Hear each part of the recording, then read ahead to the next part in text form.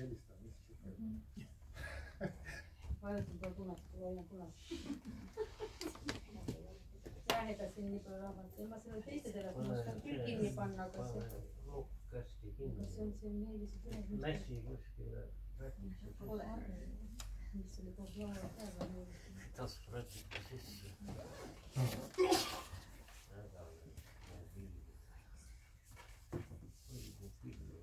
Kas me alustame? Kas alustab? Ütlen paar sõna tervituseks. Tere! Mul on suur rõõm näha, et meil sellisel väga ilusal hilissuvisel õhtul on jälle inimesed teie raamatukokku leidnud.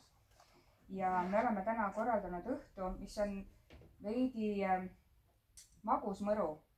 Sellised sünniaastapäeva tähistamised on alati sellised mõjuvad teisiti. Aga me oleme siin selleks, et tähistada Venda Säälsepa elu ja loomingut. Ja mul on hea meel, et meiega on saanud täna ühineda Venda poeg Tiit ja tema tütar Krista, vabandust. Ja veel on meiega Jüri Kaldmaa, kes on, ma usun, paljudele teist tuttav juba eelmise aasta raamatuesitluselt. Samuti ka Meeli Tampler, kes osales samuti raamatuesitlusel ja kes on siis Venda Säälsepa õe tütar. Ja ka tema õde Siiri on täna siin. Tere! Aga ilma pikema jututa minu poolt annan ma esinemisjärjekorra üle nendele, keda me oleme siia täna kuulama tulnud. Palun! Ja tere õhtust! On suur rõõm olla jälle Haapsalus. Ja ma vaatan, et tuttavad näod on eelmisest aastast ja eriti suur rõõm on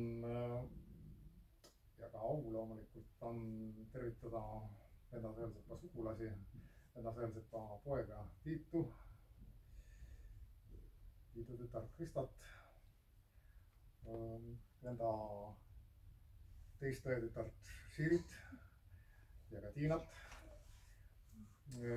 kelle ema Helga 100. sünnipäev on ka õige kohe, nii et meil on siin täna mitu sajalist. Ja hakkame siis vaikselt otsast pihta. Ja ma arvan, et alustada võiks ühe lauluga. No vaatame, kas teil tuleb see laul tuttav ette.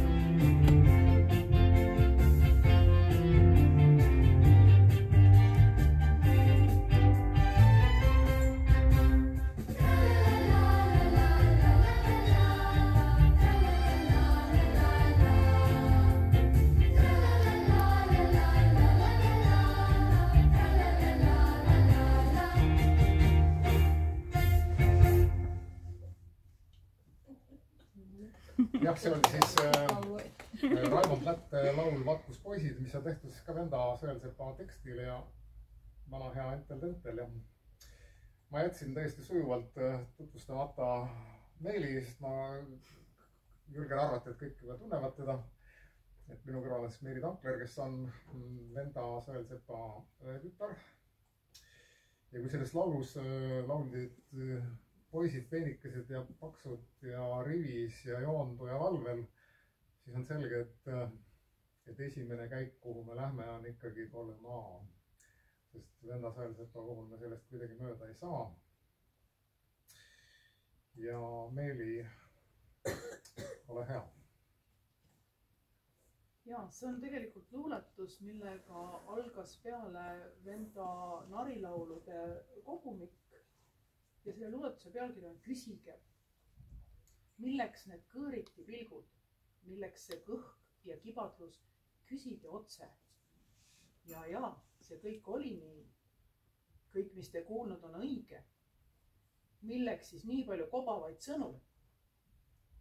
Jälgede sammu on sammal, kääpad on tuulte silutud, kalmud on maaga tasa. Milleks siis ikka nii palju sõnu?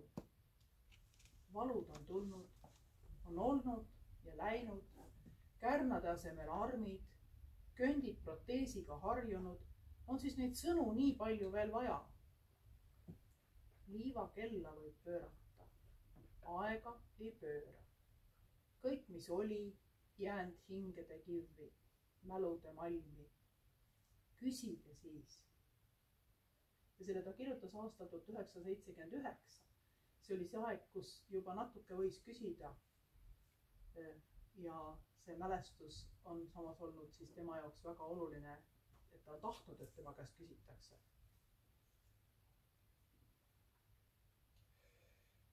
Just, ja meil on siin järgnevalt 2 luuletust. Need on ka Kolemaa ajast muidugi. Ja need mõlemad ilmusid Nõukogude ajal. Ja autor on osanud nad kuidagi niimoodi kirjutada, et nad läksid Nõukogude aegsest tsensuurist läbi. Ja esimene nendest on siis pealkirjaga -55 kraadi Celsiust. Hingad nagu rauda rinda, sõõrmeis lausa kõrvetab, läbi paksu vatikinda kohmetanud sõrmega, hõõrud põski nina laupa, pakasest nahk praguneb, siis me rivi paari kaupa metsarajal laguneb. Taevas sinine, puud valged, just kui vana jõulukaart. Kerra kiskund kuugi malbelt laseb paista kõhna kaart. Vaikne, ainult lumi karjub külmast hell. Hangel hommikused varjud, nööp lööb vastu saagi kõnn. Ja kui see tema esikraamatus ilmus, siis võis jääda nagu selline mulje 64. aastal, et tegemist on nagu mingisuguse komsomoli brigaadiga või mis on läinud kuskil metsa langetama. Pammile. Tegelikult on ju tegu Dneprovski erilaagriga, kus nad käisid metsa langetamas omal kütteks ja nii edasi. Ja veel üks tore luulet. Aga veel huvitavam on see, et ta suutis peita nii-öelda oma Siberi luuletuse sellisesse toredasse lasteluule kogusse, pani timmi viiuli, mis lõpeb siis luuletusega Kirbul kindad kirbu kirja. Ja see kõlab niimoodi. Kirbul kindad kirbu kirja, vöödiline vöö on vööl, ei ta karda külma kurja, kirp käib metsas metsatööl. Normiks on tal 7 sülda, 1 hooga maha saeb, aga pärast seda küll ta ähib nagu aurulaev. Uljalt kuklast läki, kirbukirja kindad vööl, viipab teistelegi läki. Nii see kirp käib metsatööl. Ilus lasteluuletus, aga metsatöö oli kuskil mujal. Ja et 71. aastal puhas Siberi maagilaager ja töönormid, külm ja kirp. Et ma ei tea, mida need sensorid magasid. Nii ja veel üks oluline luuletus. Kolemaa, see on siis kirjutatud autoril vahetult pärast Eestisse tagasi tulekut 58. aastal ja arvan, et 58. Mina muidugi ei peaks siin üldse sellistest asjadest rääkima, et sugulased teavad seda kõike palju paremini kui mina. 58, et see on ilmselt veel siis Haapsalus, et Pärnusse läks, ma arvan, ta 59. Siberit meenutades. Kui hingel on ajuti kibe ja mõnikord tundub, kui undaks su ümber taas lõputu tundra ja raevutseks Siber. Ja on, nagu jookseksid itta ja läände, seal lume all tuhanded rajad, ent sina teed asjatuid käände ja tühja tuult tagavaid ajad, siis meenuta. Iga tee kuhugi viis välja ja kuidas ka puhuski tuisk raskena õlule raksas, kes rajule keeras siis rinna, kes jaksas siis minna ja minna. Kes oli see mees sellest sitkete tõust, kelle ees pilgu võimulise lõi maha ka Siberi lõõtsutav lõust. Kas polnud see sina, sa ise? Ja need küsimused siin lõpus on nagu väga olulised, et just nimelt, et Siberi lõõtsutav lõust pidi lööma oma pilgu maha vangi ees. Ja tegelikult Kolmaalt tuli tagasi umbes iga 10. eestlane. Et see ülejäänud 9 jäid sinna. Ja Vendasõjasepal oli see õnn ja oli see õnn ka minu isal, Harri Kaldmaal, kes tuli tagasi Kolmaalt. Ja täpselt samamoodi 56 nad siis jõudsid Eestisse tagasi. Nii, nüüd Diskvar vaatab järgmise laulu.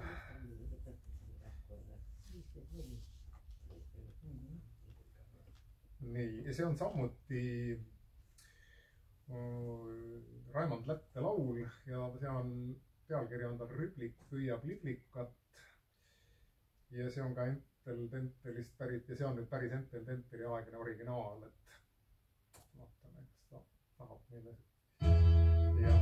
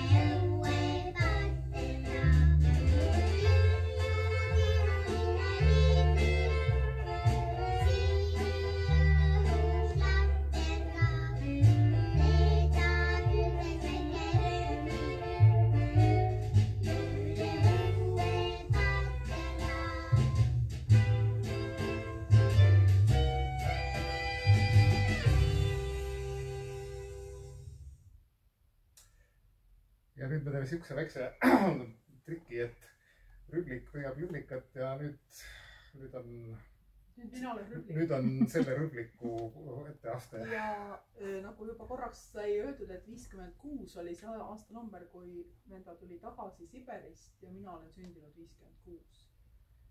Nii et minu elus on onu venda on nagu kogu aeg olemas olnud.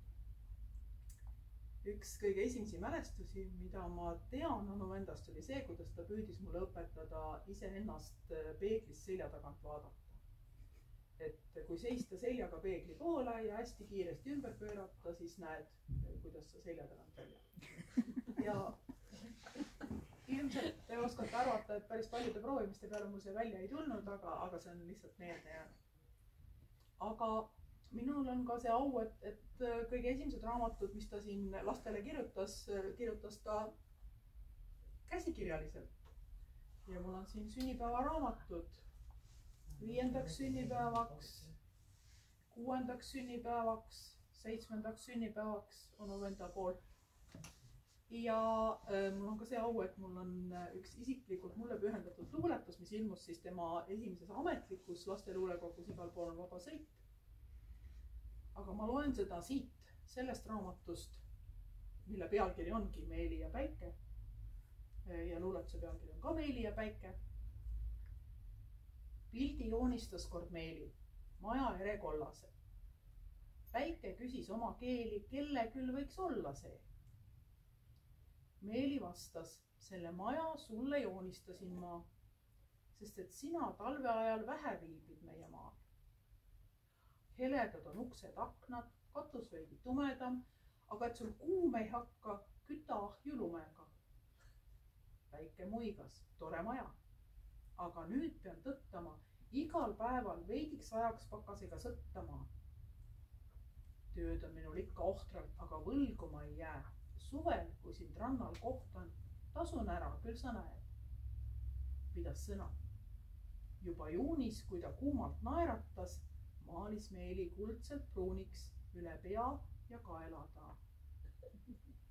Ja tegelikult ma täitsa usun, et ma võisin maja joonistada ja võisin öelda ka, et see oli päikese jaoks, aga see ülejäänu on juba selline kirjaniku fantaasia. Lapsena muidugi see onu venda juures külas käimine Pärnus oli ka eriliselt oluline ja Pärnu rand kindlasti ka. Ja mis oli veel oluline, oli Kutt Kiisupoeg, kes oli täiesti päriselt ju olemas onu vendal ja ma olen isegi lapsena ühe onu vendast inspireeritud luuletuse Kutt Kiisupojast kirjutanud 4-realise luuletuse.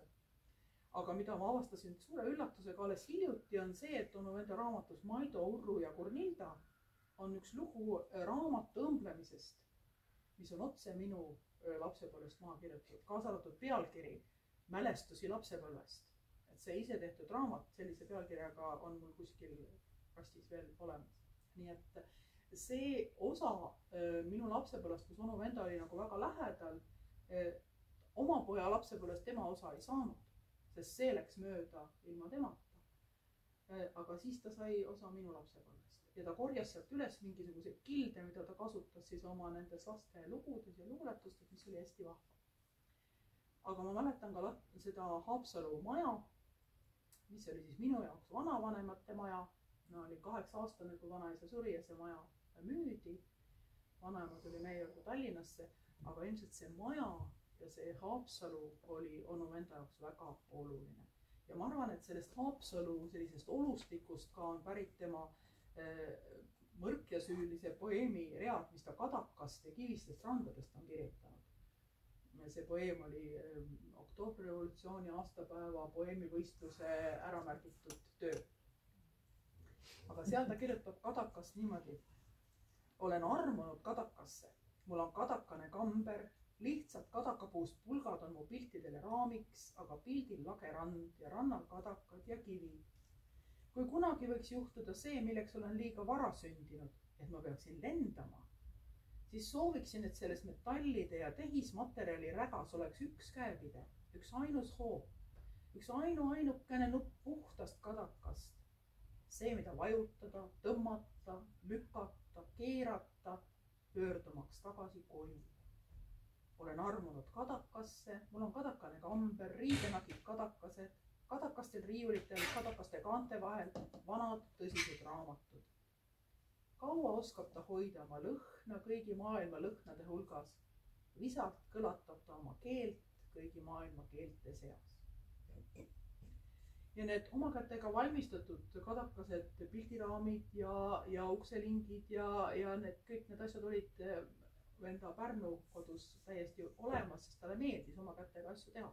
See oli tema jaoks väga oluline osa, midagi nikeldada ja toimetada.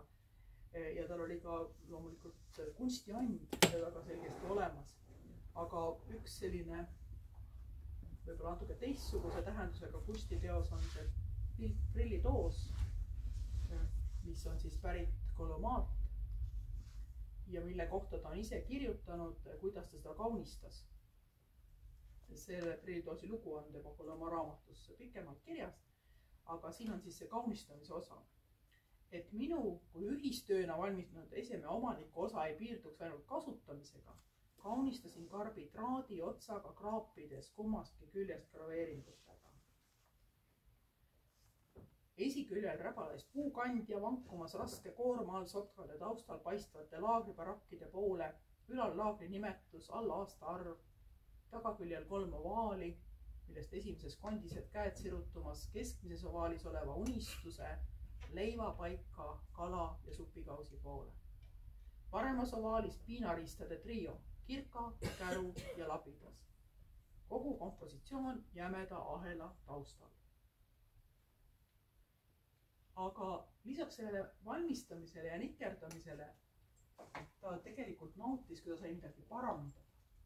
Kõik, mis katki oli läinud, tuli ju parandada. Ja see oli tema jaoks alati väljakutse.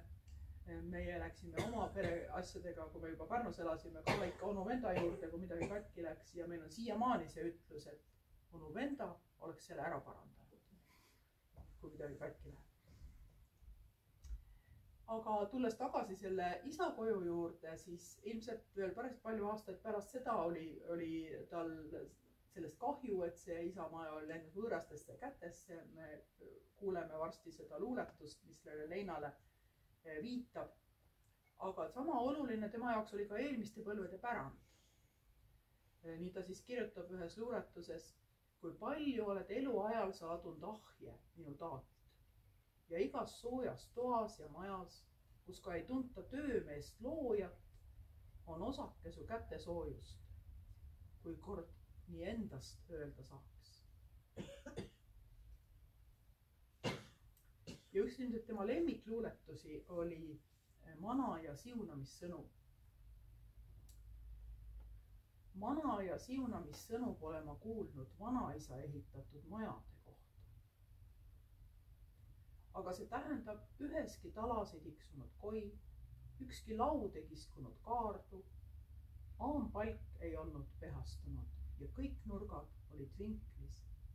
Seinad sirged ja tapid tihedad, iga aken oli õiges kohas ja igal ruumil otstarve. Mu isa ladus ahje, aga et mõni ajaks vingu ei soojendaks või seisaks tiideviltu, seda pole ma kuulnud. Ainult helisevatest ahjupottidest ladus ta ahje ja kõvasti põletatud tellistest, mis lõid tuld. Aga salapragudest plärisevad ja nügitud nurkadega need viskas ta kõrvale. Mina ei ehita maju, ahje ei lao, aga tihti, kui puudutan sulega valget lehte, meenuvad vanaisa ja isa.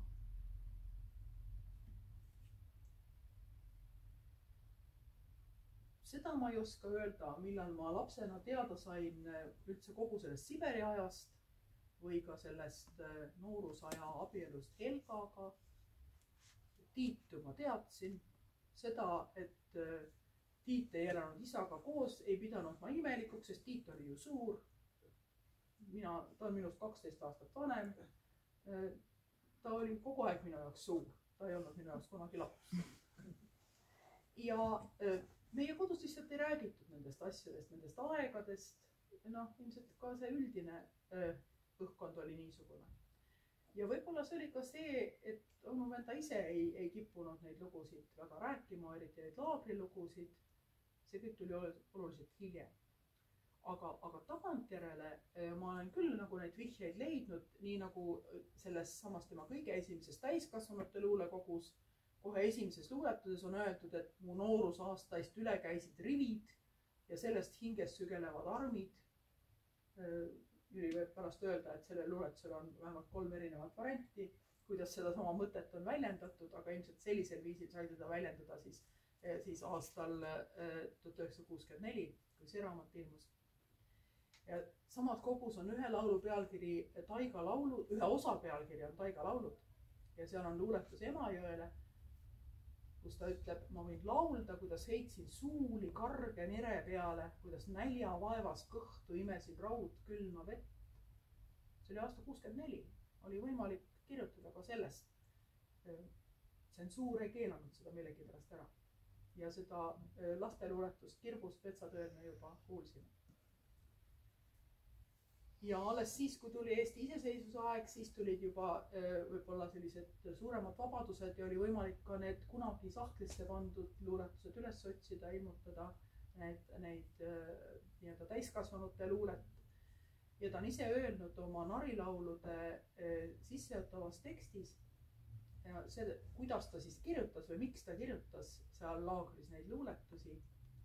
Seesama narr tegevus võimaldas aga tema tegijal puhuti vaimu teritada ja meeleolu ülal hoida, olles seega nagu vee peal püsida aitavaks õlepõrrekeseks. Aga küllap tal olid ka ootused, et natukene enam nüüd nii-öelda elust kaotsi läinud aastad kuidagi tuleksid ilmsiks või et oleks huvi selle vastu.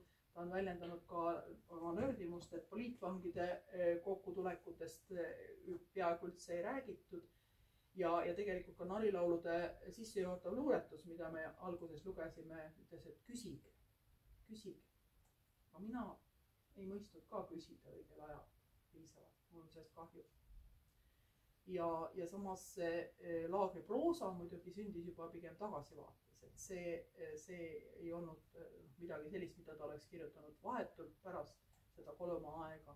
See tuli hoopis hiljem. Kui ta kirjutas oma neid proosalugusid, siis ilmselt selle juures oli väga oluline moment see, et ta püüdis sinna nagu niisugust teatud irooniat või huumorit sisse panna. Ja see oli ka mingis mõttes võib-olla enesekaitse.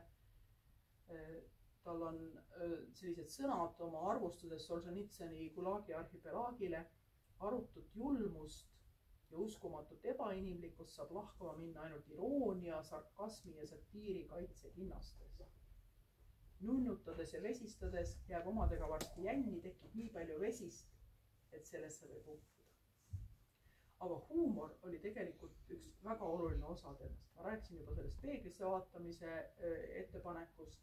Selliseid nalju ja naljalugusid tuli ikka ja jälle ja ta võis ka igapäevastest asjadest jutustada sellise teatud huumoriga, nii et oli lõbus kuulata. 3. klassis, kui ma õppisin, kuidas kirja kirjutada, siis ma kirjutasin oma vendale ja siis ta mulle ka vastas ja meil oli väike kirjavahetus ja üks katke näiteks ühest tolleaegsest kirjast on niisugune. Mul on praegu kange nohu juba 3. või 4. päeva.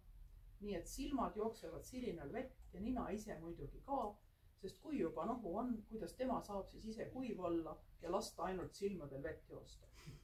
Seda ei ole. Kes siis teistel laseb tööd teha ja ise vaatab pealt. Meil niisuguseid ei ole. Iga nina olgu omaette tähtis nina, olgu siis vesine või kuiv. Siis on üks selline stiilinäide, et niimoodi ta võis rääkida sellisest tavalistest asjadest. Ja seesama huumor kajastub ka mõnedes luuletustes. Üks hea näide siin Haapsalu kontekstis on tema luuletus Hunniusest. Peategelasi selles loos on 3. Ätt, tohtrid, saksa sugu, aeg 150 tagasi, koht, kolm. Nüüd aga lugu. 2 tohtrit astus mööda ranna äärt, vees mudanegu murjan ätt istus kivil. Leotas sopas säärt ja päikses turja. Jäid seisma, hüüatas üks isandaist, ai mees, mis teed seal baris? Ja ta oli fun, siis lisandas, kui vana orrik. Suunurgast teise piibu tobikest ätt koopus nagu pookstav, siis nihutas ja vastu pobises. Ma arstin jooksvat. Üks oli kõrgesti tudeeritud. Küll on see tõug üks pimme. Ta põlastas ning veel šokeeritult. Mein Gott, oh himmel. Ent teine äti tarkust uurides tõi lahepõhjast savi. Linn tuntuks sai ta terviskuuridest ja mudaravist.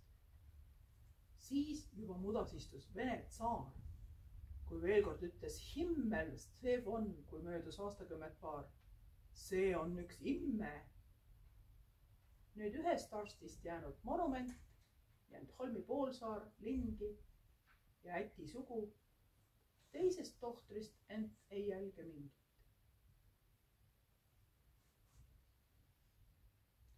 Ja veel tahaks öelda seda, et Onuventa selliseks läbivaks iseloomujooneks oli headus.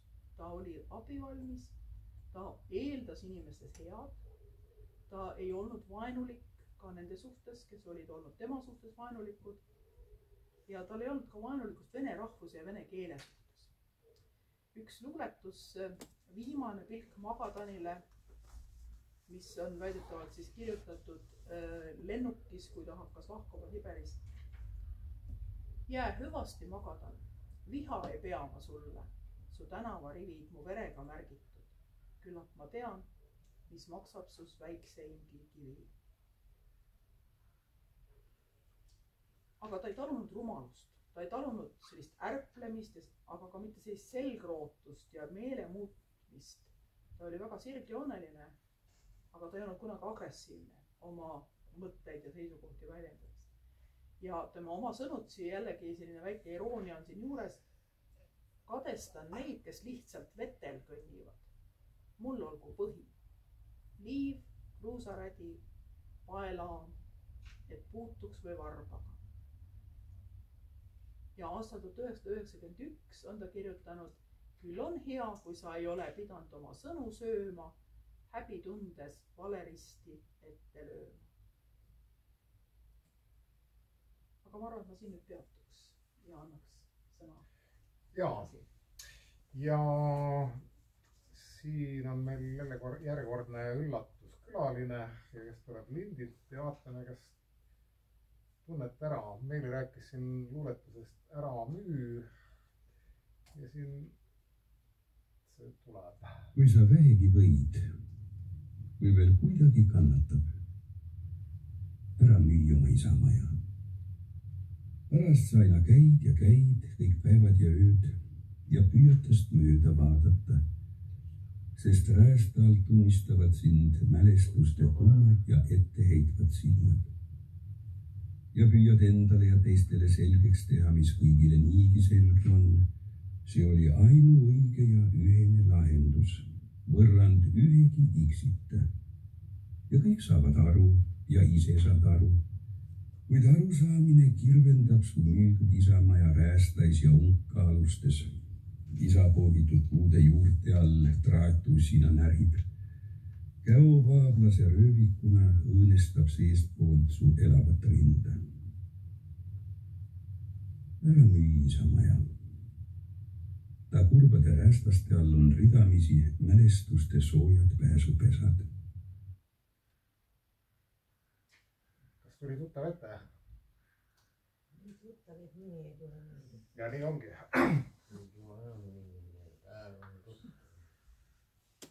See on, kuidas? See on Eesti näitleja Gunnar Kilgas. Jah, Mandri on ka hea pakkumine. Ja kui siin nagu isiklikest asjadest ja pühendusluuletustest, siis Haapsalu on siuke tore koht, mis pakub alati toredaid üllatusi. Et ma tunnen publikus ära Marise. On nii? Nii. Jah, no ime lugu. Maris on minu kooliõde ja vabandust, ma ütlen igaks juhuks teie, et kooli ajal te olite Veinpalu. Jaa, kindlasti võib olla sina, aga Veinpalu olen ma jätkuvalt. Nii, ja sinu isa endal oli arst. ja venda hea sõber. Just nimelt ja venda on ju pühendanud sulle ka luulet. no otseselt vist mitte. Mingid sünnipäevaluuletused mulle nagu tuleks kuskilt ette. ma võib-olla ei mäleta ise lihtsalt, jah. Ja Endlile ka, isale. Kindlasti võib olla, jaa. Kirjandusmuuseumis on vendal üks siukse suurusega kaustik. No siukene jah. Sealt me täna, ma ei tea, kas me sealt midagi loeme ka, no vaatame. Ja seal on kokku kogutud venda kirjutatud sünnipäevaluuletused inimestele läbi aegade. Et noh, kuskilt 40ndate isegi juba vangilaagrist ta kirjutas sünnipäevaluuletusi, neid on ka siin narilauludes. Ja mul on nagu meelde jäänud, et ta on kirjutanud sulle kuskil mingis 10. sünnipäevaks või... Väga võimalik, ma lihtsalt ei mäleta. Nüüd on väga hea, et ma võtan kindlasti sinu aadressi, et see kaust on täiesti olemas ja sealt saab teha paljundusele. Ja see on täiesti imelugu. Ja kuhu iganes see põhjus ja luuletus on võib-olla mingis luulekogu siin, et seda ma tahaks ka ema jaoks. See põhjus ja luuletus on siin, algas selles luulekogus. See on ilmunud, jah. Et väga tore üllatus nüüd, Maris. Tere! Ja nüüd kuulaks veel ühe laulu, vaatame, kas tunnete sellega ära, et küsimus on see, et kes on selle laulu autor, see on ka tuntud laste luuletus vendal.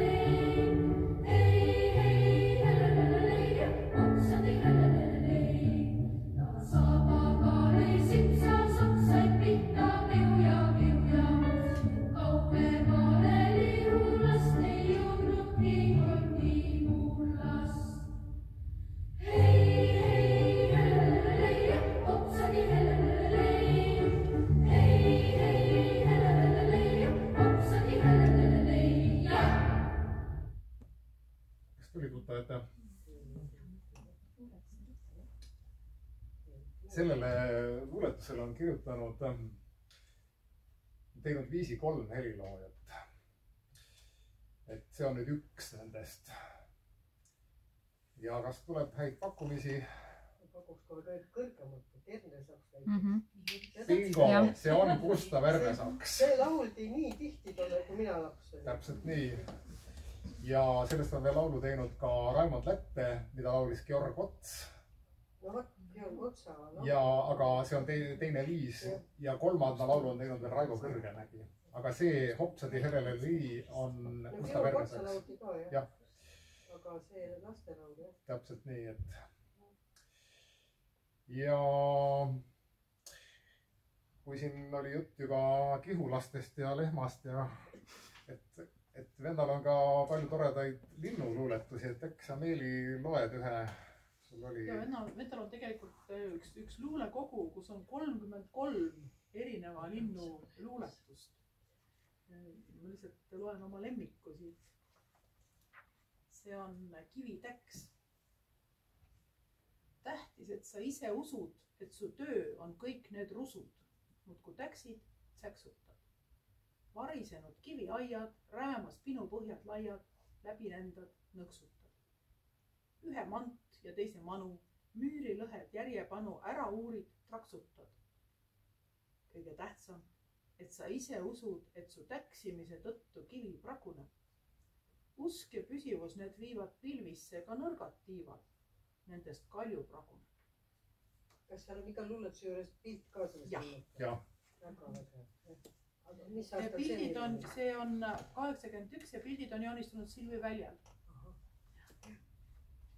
Just ja nii kummaline kui see ei ole, et Venda Sõelsepa tekstidele on tehtud ligemale 100 laulu. Ja 33 linnuluuletust ja tundub, et oleks väga laululised ja linnud ja laulavad ja null. Sellest raamatust ei ole tehtud mitte ühtegi laulu. Et rohkem on heliloojaid köitnud need vallatud lastevärsid. Nii, aga nüüd luulet on loetud üksjagu ja nüüd tuleb meil järgmine külaline, kes loeb meile natukene proosat. Ja see on tegelikult üks lastelugu, aga seda kõlbab kuulata ka suurtel. Ja kes ta on, ma arvan, et eks ta ise ütleb, kes ta on. Tere! Mina olen Ago Anderson ja loen teile Venda Sõelsepa loo, kui kurgil jäi kurk haigeks. Oli hallaöö. Kurk külmetas peenral tugevasti ja tal jäi kurk haigeks. Ta pani manti selga, messis salli ümber haige kurgu ja läks linna. Astus arsti ukse taha, koputas ja küsis. Tere! Vabandage! Kas te võite aidata, kui kurk haige on? Arst vaatas imestunult. Ukse taga seisab suur kõver kurk, kael kinni mehitud ja räägib kähiseva häälega. Ennekuulmatu lugu. Arst vastas. Te olete vist valesse kohta sattunud. Ma pole õppinud kurkearsti, ma olen kurguarst. Oi, kui tore, rõõmustas kurk. Siis olen just õigesse kohta juhtunud. Mul nimelt valutabki kurk. Kuid ma ju ütlesin, ma pole kurgiarst, vaid kurguarst. Noh, ja ongi hea. Mul on just nimelt kurk haige. Tähendab, teil on keegi tuttav kurk haige ja teie tulite temale abi kutsuma, arutles arst. Ah ei, mul on üks ainus kurk, minu isiklik kurk ja see ongi haige, muutus kurk juba kannatamatuks. Imelik, pomises arst endamisi. Sellel rääkival kurgil on nähtavasti kusagil oma individuaalmajapidamine ja aed ning ta peab seal täielikus orjuses kedagi teist kurki. Ega ta muidu saaks rääkida isiklikust kurgist, just nagu mõni orjapidaja. Ei, vaidles kurk vastu. Minu enda kurk on haige ja hapuks. Ei mõtle ma veel hoopiski minna. Olen veel täiesti värske ja nooruslik ja karastan end igal hommikul kastega. Aga mu kurk on haige. Näete? Ja kurk ajas suu lahti. Näe imet, naeris nüüd arst. Või kurgil ka kurk ja see veel haige. Ets ka ei imet. Siis sellest samast ta kogu aeg pajataski ja mina ei saanud aru. Ja, näe, kurk punetabki. Mis? Ehmus sellest nüüd jälle kurk. Ei või olla. Kogu aeg olen roheline olnud. Kuidas ma siis nüüd äkki punane olen? Ega ma mõni tomat ole. Mitte teie pole punane, kurk on punane. Mina olengi ju kurk. Nojah, teie olete kurk ja teie kurk punetabki. Minul pole mingit kurki. Olen eluaeg poissmees olnud, elan üksi ja pole hoopiski mitte punane, olen täiesti roheline.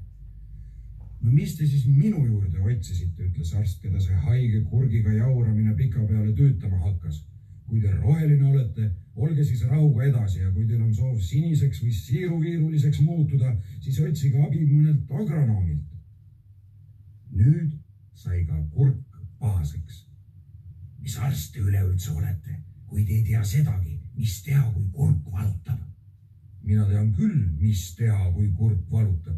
Aga vaat, mis siis peale hakata, kui kurk haigeks jääb, seda ma ei tea ega tahagi teada, hüüdis arst selle peale ja tahtis jutule lõpu teha. Aga kurk algas jälle. Noh, kui te teate, mis teha, eks ravige siis mu kurk terveks. Kurk punetab tugevasti. Ise te punetate. Mina hoopis rohetan. Olen täitsa roheline. Olete värvipime või? Ja nõnda see kurguarst ja haige kurguga kurk seal vaidlesid ja jagelesid ega saanud kuidagi teineteisest aru. Ja kui arst vahepeal vihast roheliseks ning kurk kollaseks ja hapuks pole läinud, siis vaidlevad nad tänapäevani.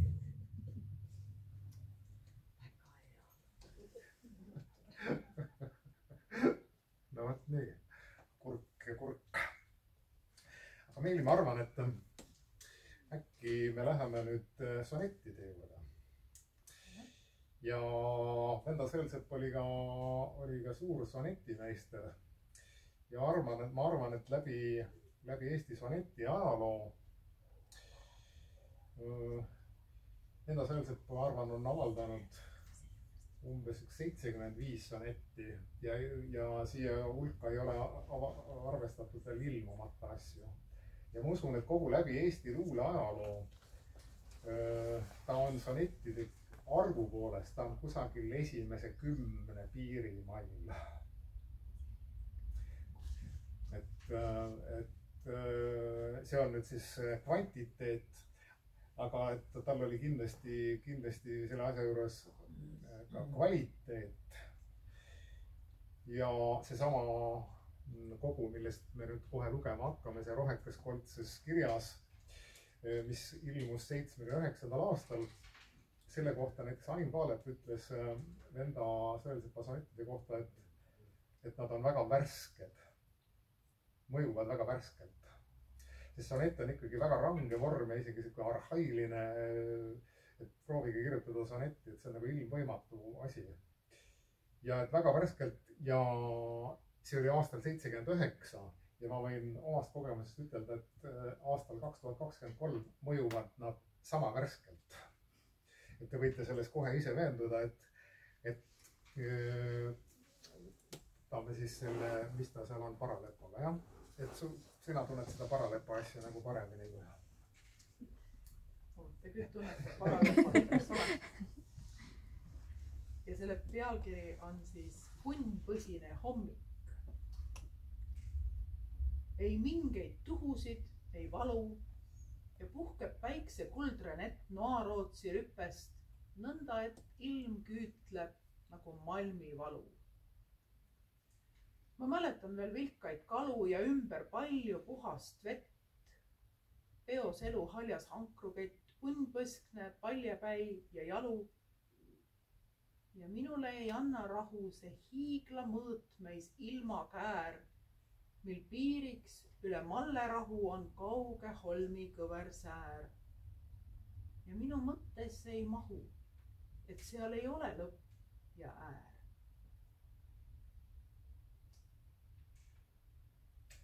Just, ja see on selline tore neljast sonetist koosnev tsüklikene, mille pealkiri on siis Paralepa päev. See oli Punnpõsine hommik. Veel on siin luuletused Küpsetuleline keskpäev, Üksisilmine õhtu ja Finita la commedia. Ja ma loeks teile siis selle kolmanda palasid, mille pealkiri on Üksisilmine õhtu. Ja sinna õhtusse, mis teha, me jõuame ükskord kõik. Mu jalge ees on tupruv vahutari. Veel õhtuhämus terendamas katuseid ning nende all hahk kleekind planke hatuseid, kus vahel vilksab mõni arglik vari. Kas tõelus või on ainult ekslev kari? Mu noorsaastaid, vilkaid, puhtaid patuseid või löövad kellad üle linna matuseid ja ammu juba ületatud hari. Veel pinnale kord kerkib paakund sete ja heldinuks teeb ustki kaugelt virav hõng. Kuid laht on tühi, üle õhtu vete, peost jäävalt kadunud Ariadne päästev lõng. Ja mõistan, tulutu on selja taha vaat, ei vii mind sinnapoole enam ükski paat.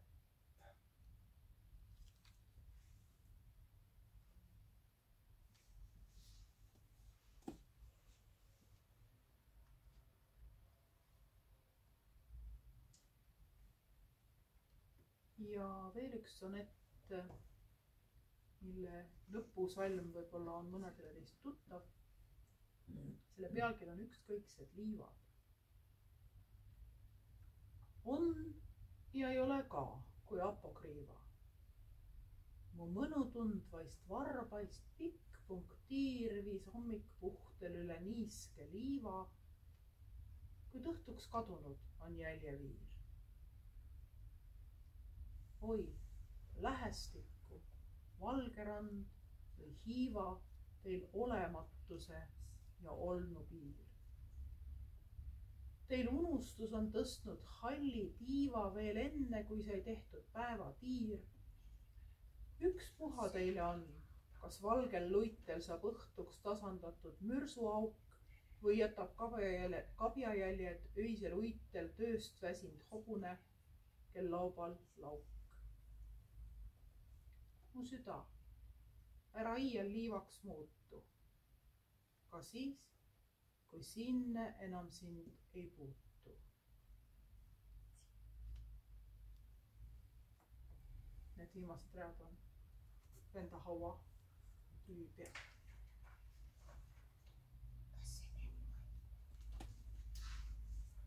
Jah.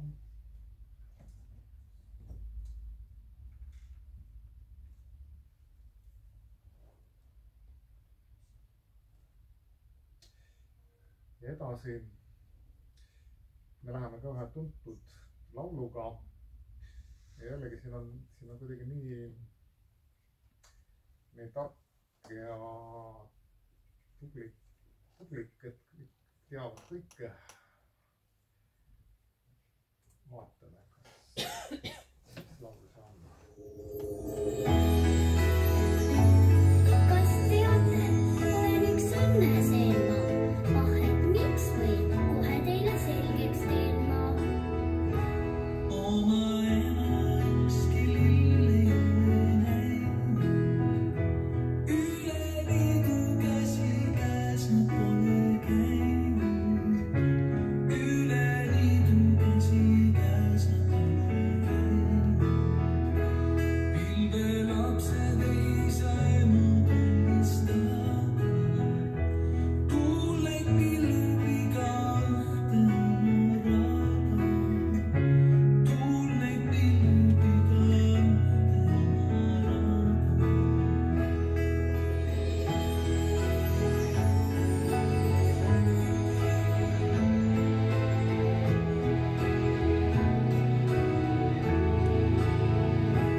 Aga mina tunnen nagu pehmeid pilli, enda ümber ema käsi ma enda silmi, enda ümber ema käsi ma enda silmi.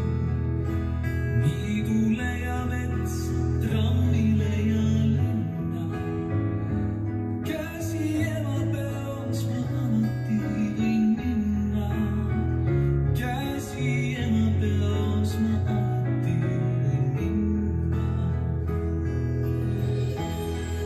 Kui vaid soovin oma emale teen palju, sellepärast olengi üks õnneseema.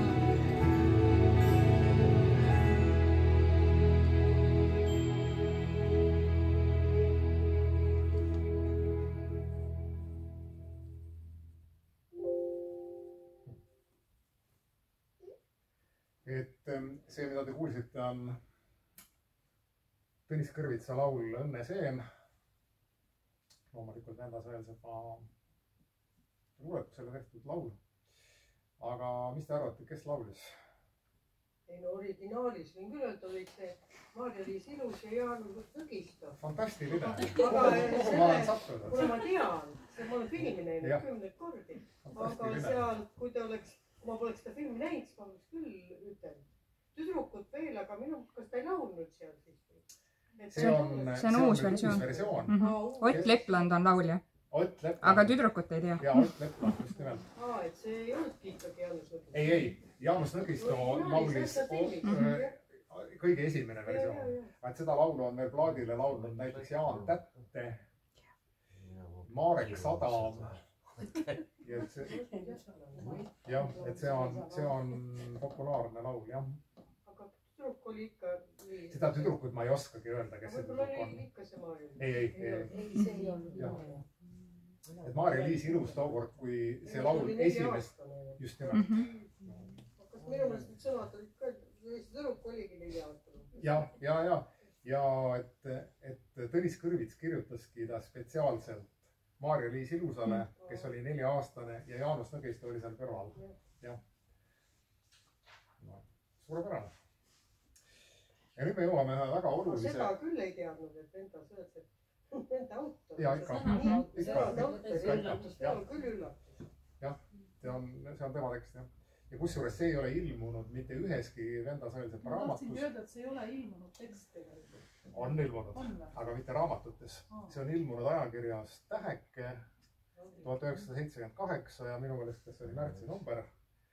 ja et tookord 60-70-ndatel Eesti heliloojad, siis Nõukogude Eesti heliloojad, nad olid väga usinad Tähekese ja Pioneeri lugejad. et tehti laule just nimelt, et siis, kui need luuletused ilmusid juba raamatutes, olid laulud ammu valmis juba. et näiteks esimesed laulud, mis tehti Venda Sõõrsepa tekstidel, olid Ülo Hinteri laulud ja need ilmusid ka Tähekeses. see oli juba kuskil 60-ndate alguses. et juba 63 koos selle Igal pool on vaba sõit, sel samal aastal ilmusid need Hinteri laulud. Need olid juba enne valmis. aga teema, mille juurde me nüüd jõuame, on täna väga oluline ja üldse on tõesti oluline, et 100. sünnipäev on väga oluline verstapost nii Venda puhul kui ka Helga puhul. ja see teema, milleni me jõuame, on see, et Venda Sõõrsepp kui armastusluuletaja. ja see asi kerkis nüüd pinnale just seoses selle 100. sünnipäevaga. et Kirjandusmuuseumist tuli lagedale päris huvitavaid asju. kohe natuke tutvustame ka neid. ja et ilmunud raamatute põhjal on selline mulje, et ega Venda Sõõrsepal ei ole klassikalisi armastusluuletusi, mõni üks on. Meeli pärast loeb ka ühe, mis on ilmunud. aga et seoses 100. sünnipäevaga õnnestus avaldada 4 publikatsiooni. ja esimene nendest siis ajakirjas Akadeemia. ja Venda Sõõrsepp kui armastusluuletaja. Akadeemias on siis pühendusluuletused Venda esimesele abikaasale Helgale. ja täna meil on siis siin kuulamas, vaatamas Helga ja Venda poeg Tiit ja ka Helga tütar Tiina. ja siit me ka kohe loeme natukene. Teine publikatsioon ajakirjas Looming number 7. siin on siis ilmunud luuletus Venda teisele abikaasale Eevi Niinlale. ja see asi, et Venda Sõõrsepp oli Kolõmaal asumise ajal abielus, tuli välja sealt Kirjandusmuuseumi kastidest. ja ilmselt siis olin mina see esimene, kes selle teada sai. et Meeli sai minu kaudu selle teada ja siis siit vastavalt edasi. et Venda Sõõrsepp oli nii diskreetne ja tagasihoidlik inimene, et ta ei rääkinud sellest mitte kellelegi, sellest oma teisest abielust. see kestis lühikest aega, 53. aastal asumisel Rotukaanis. ja et jah, niisugune tagasihoidlikkus oli tema väga tugev trumpet. ja siis publikatsioonidega edasi Suures Postimehes, mis mees oli Venda Sõõrsepp. ja eriline rõõm on mul selle 4. üle, mis on siis Meeli kirjutis onu Venda raamatukast Kutt Kiisupoeg oli päriselt olemas. ja esimene abikaasa, teine abikaasa ja kolmas abikaasa siis Frida, kellel on siin ka pühendusluuletused. Aga me nüüd paar tükki loeme, et me üle ei pinguta, aga natukene. Jaa, et ma arvan, et võtame need kolm, et 1, 2 ja 3. Ja eks see Stalini aeg ja 44. aasta, kui venda arreteeriti, see oli ikka väga hull aeg, et venda ju viidi ära pere juurest, kus Tiit oli kuu vanune. Ja lõpptulemus oli ikkagi selles osas vähemasti õnnelik, et nii Helga kui Tiit kui ka venda kõik jäid ellu. Sest et sellest me saame muidugi pärast ka rääkida, et ma usun, et Helga ja Tiidu kohal kindlasti rippus ka see kirves, et 49 oleks võidud ju küüditada. Siis see oli klassikaline rida. Minu isa puhul oli see niimoodi, et kõigepealt arreteeriti tema isa, siis arreteeriti isa ja 49 oleks viidud ema, aga ema sai siiski minema. Et jah, aga kui venda oli siis kolemaal, eks ta loomulikult igatses oma pere ja oma abikaasa järel. Ja jällegi üks Haapsaluga seotud luuletus ja see on kirjutatud siis 48. aastal kolemaal. Ja selle pealkirja on Sügissonetid esimene. Paar nädalat ja juba ongi august. Ja koduaias sügisöite panoraam. Õhk tuule selge, kauge mere metsadaam. Kui peeglis näitab sügissinist laugust. Siin tunnen kehas nagu tinast raugust. Tean, varsti ilmub lossi aknal valge daam. Ja minu hing on sama kahvatu ja kaam. Mis, kes küll olematuks muudaks kaugust. Mis lahutab mind õitsvast sügisastrist, su nõtkeist liikmeist, roosast alabastrist. Ja kuidas leida tee, mil koduvärav kord avaneb, su tugev kätehaare ja sinu naeratus veel noor ja särav mul kinnitab, et leidsin oma saare.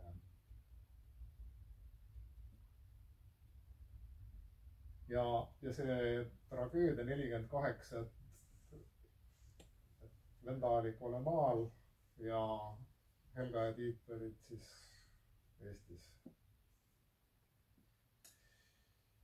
Ja meil ei ole hea, loe siis teine luuletus. See on nüüd kirjutatud 1951, ikkagi jätkuvalt seal kaugel külmal maal. Ja pealkiri on Tundralaul. Ei ole taevas nõnda, nagu oli kodutaevas. Ei sära põhjanael nii längus taevakallakul, vaid helgib otse ülal, nagu mastilatern laevas. Külm, kirgas, armutu. Ja tundratuule vallakul kaob viimne vilkuv täht ja mattub hallis tumekeerus. Siis laulab tundra. Laulab laulu karmi sõnatut. Ja kõik, mis veel on jäänud kuski kauges hingeveerus, kaob ja ma seisan üksi tundras sõnatult. Ja ehkki lumetuisku mattunud kauge mägiahel maavalgest surilinast taevale kätt ulatab, on umbe jooksnud sihid, teed ja rajad meie vahel. Ei tule kevadet, mis jäetunud tundra sulatab. Mu hing on tundra. Ja ta laulab karmi laulu sellest, et olid õied, oli soojus, oli päikselõõm. Need möödusid. Ja minevikku kadus seegi, kellest jäänud ainult mälestuste tuiskov prügi, tolm ja kõõm.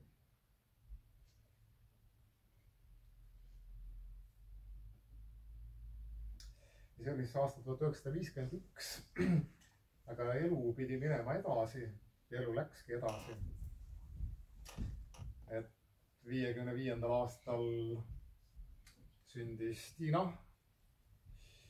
ja 56. aastal venda tuli tagasi ja 59. aastal venda sõeliselt abiellus siis 3. korda Friida Rõaga Pärnus 59 ja see abielu kestis kuni Friida surmani aastal 2000.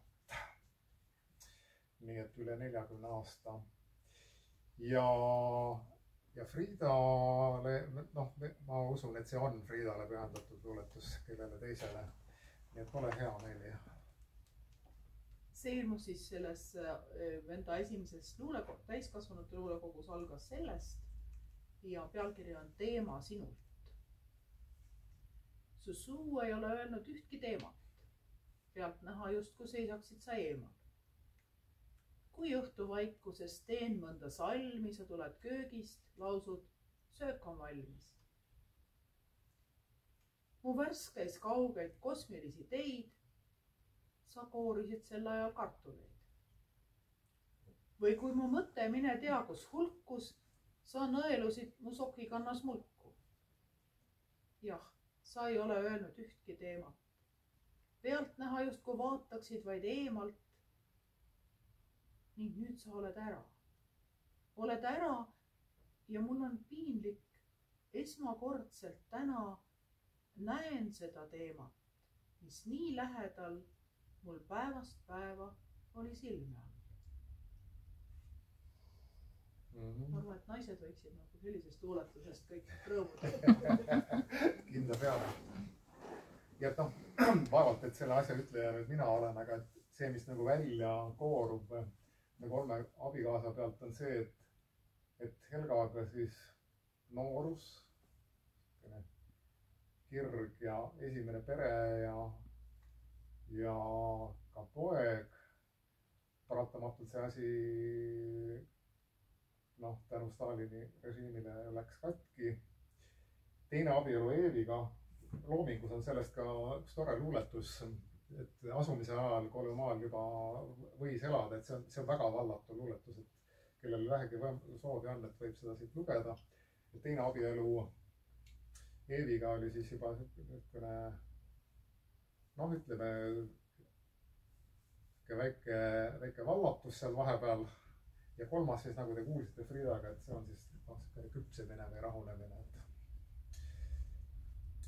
Ja et eluajal venda Sõelsepp oli väga kindlalt selle vastu, et neid Helgale ja Eevile pühendatud luuletusi avaldada.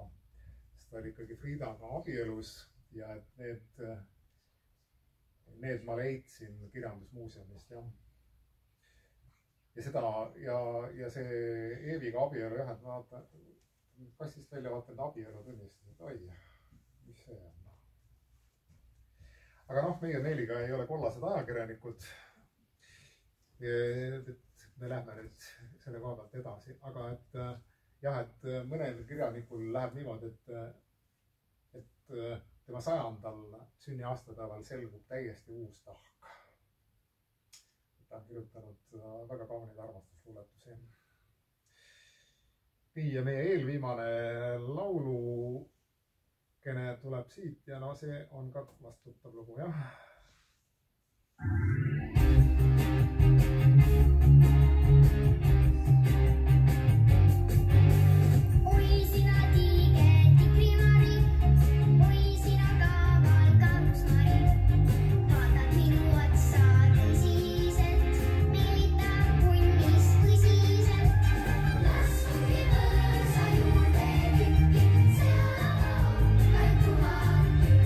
Sups,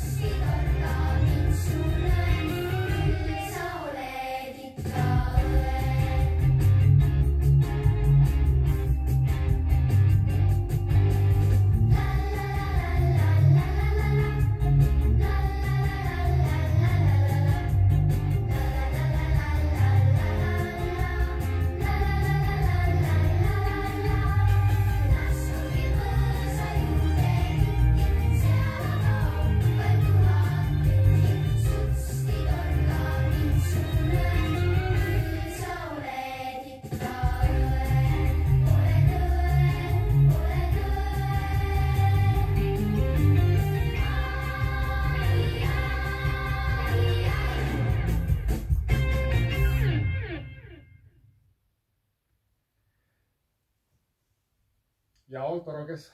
Ei, seda ma ei tea. Kuis nii? Kuis nii? No Arne Oit vaevalt.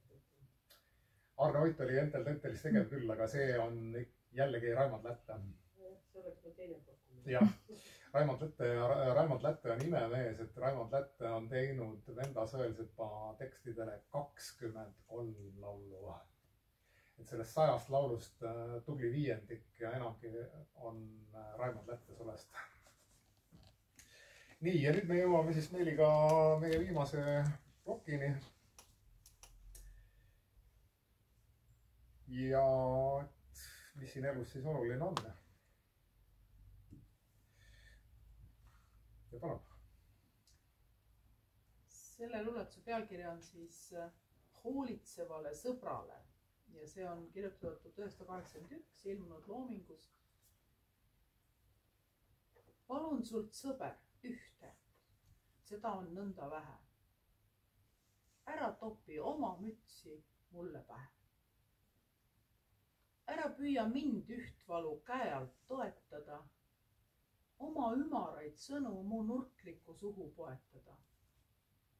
Nagu sinagi usun täiesti oma silmi kõrvu, ega näe kuule sust halvemini mitte põrmu. Ja mu südant ära taha aina talutada. Lase mul teda omas nurgas valutada.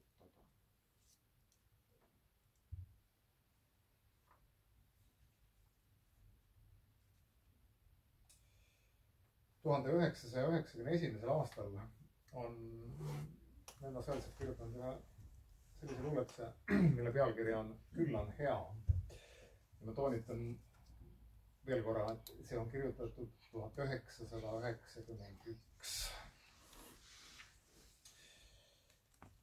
Elus astutud on ikka millelegi, millessegi.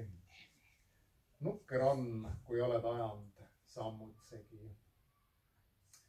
Arvad, et sa välja tuled puhtalt nagu merest hüljes. Eksid vennas, kauaks ajaks hais on küljes. Küll on hea, kui sa ei ole pidanud oma sõnu sööma, häbi tundes vale risti ette lööma.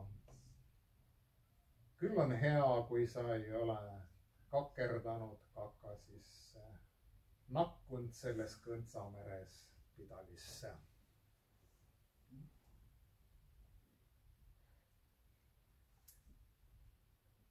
Ja veel üks selline elu kokkuvõttev luuletus. Me näeme küll, meie silm on terav, aga me vaatame mööda. Me räägime küll, me teame, mis öelda, aga me ütleme mööda. Me läheme küll, me teame, kuhu astuda, aga me astume mööda. Ja siis, kui me silmad hakkavad vaatama otse, kui meile tuleb julgus öelda otse, kui me seame sammud otse, on kõik läinud meist mööda. Elu ja mööda.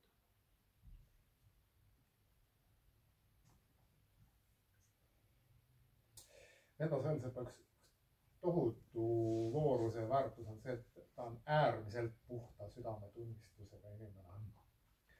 Ja loomulikult kajastub see ka tema loomingus. Et oli võimalik tulla vangilagrist tagasi 56 ja hakata elama sellist elu, et sa ei pidanud selle punase mägaga kokku mängima. Et see on, tema niisugune eetiline selgroog või niisugune moraalne ja eetiline latt oli ikka väga kõrgel. Mida ei saa ütelda paljude teiste Eesti kirjanike kohta 50-ndatel, 60-ndatel ja nii edasi. Et kas sul on, Meeli, veel see... Ja. Sellega, ma mõtlen, see narilaulude moto. Jaa, see narilaulude moto on väga huvitav. See on kirjutatud tegelikult aastal 1957. Ja see kõlab niimoodi. Kui kord kaovad kõnts ja uhted, kostab uute tuulte ulg. au siis neile, kellel puhtalt hoitud süda, suu ja sulg. 57 oli ilmselt väga raske uskuda, et mingid uued tuuled võiksid kunagi tulla. Aga siin on nad nii-öelda meile profeteeritud, et kunagi võib-olla tuleb see uute tuulte aja. Ja täpselt nii ja see, mis on Mari laulude moto, et kahtlemata see au kuulub ka autorile endale, kelle süda, suu ja sulg olid puhtad. Ja kõige viimaseks ma loeksin luuletuse, mille pealkiri on Rahutuuril. Staadion kohiseb. Tundmatuil kurvidel kiunuvad sõrmpeened kummid. Kodarais väreleb päike. Nõnda nad tuiskavad tropis mägede käänukailt teilt viimsele ringile, lõpusirgele. Pingel lihastes, meeltes, tribüünidel. Kõik on finiši sirgel, vaimus ja lihas. Nüüd käed haaravad taevast, võit. Veel üks hiline rattur, nagu mõtlikult kallutab end lõpusirgele. Klõpsan pimedaks ekraani. Oled mulle sümpaatne, hiline rattur, viimane lõpusirgel, pärast teisi hiljem.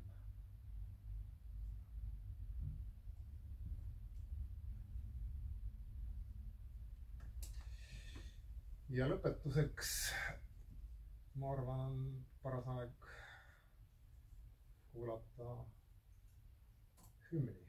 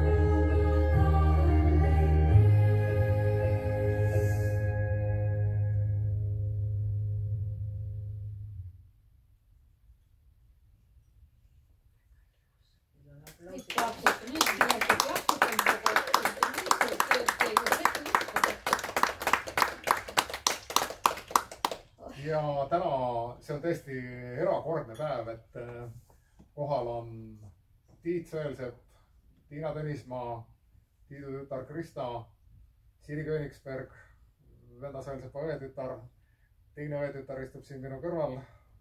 Meeli Tankler, Maris Veinpalu. Venda oli perekonnatuttav, eks ole? Ja nüüd on siis vaba koor ja kõikide mälestused ja on väga teretulnud, nii et me oleme väga tänulikud Haapsalu raamatukogule. Aitäh! Alati. Ja neid asju võib siin ka vaadata ja katsuda, et tema tehtud raamatuid ja seda prillidoosi, kes ei ole. Mina nüüd küsin, kas see viimane laul oli ka Venda laul? Ei ole. See viimane laul on Martin Kõrberi vana vaimulik laul 19. sajandist. Ma just mõtlesin, ma olen miljon korda labele laulnud. Ja see on puhas kuld. 150 aastat on möödas ja kuld. Ikka säravat. Selles mõttes sümboolne laul, et mõned päevad enne oma surma Venda, kes oma usust ja oma Jumala suhtest eriti ei rääkinud kellegagi, ütles ikkagi väga selgesti selle välja, kuidas ta koges oma elus Jumalat ja Jumala hoidmist ja eriti nendel Siberi aastatel, et ta ei oleks seda aega nii-öelda üle elanud, kui ei oleks olnud tema usku Jumalasse. Selles mõttes see laul on ka sümboolne. Et minu lugupidamine kõikidele sugulastele ja kõikidele kuulajatele vaatajatele. Ja palun. Teil on teil ka võttar, jah? Mina mõtlesin teie ebaõppeline ja tiitlistele seda on võib-olla palju öelda uurija, aga noh, ma olen natuke tegelenud, jah. Tihti linna peal ka ka ei. Näete, praegu olen ma Helve Lõbestega, siis ma olin veel koort.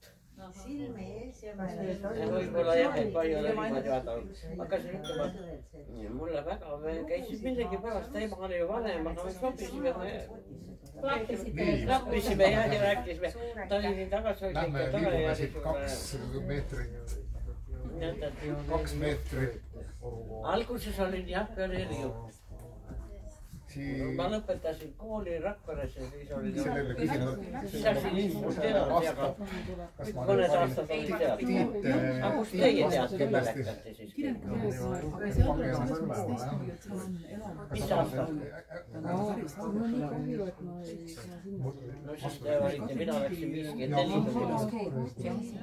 Lõpetasin nii et siis te peab tulema kuskile.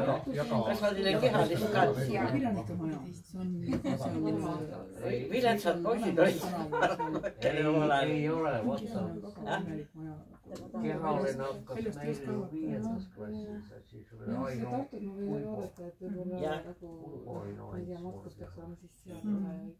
aga 4. klassis võib-olla. No Aino olin ma siis saadik kontaktis. Mul on ka küsimus, see maja, see Venda vanaisa maja, oli Potisepeda? Kas see praegu alles? Meeles, ma olen ajalehes kunagi väga aastaid. Mulle Facebooki kontot ei ole.